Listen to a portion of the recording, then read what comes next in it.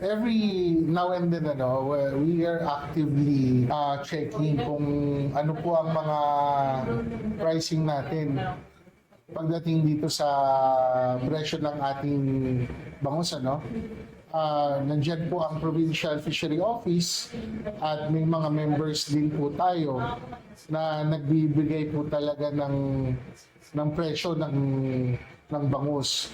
So nakikita naman po natin ng fluctuations ng presyo, lalo na dyan sa consignation ng Dagupan and other places such as Navotas and Malabon. And then po magiging open na po ang open season na po ng catch fisheries po natin. Hopefully lumanda na rin ang panahon para sa ating mga mangingisda, ang mga lumalaot dyan sa ating mga karagatan.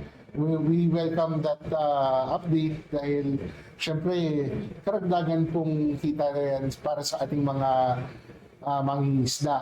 Meron po tayong consistent dialogue po sa mga po natin.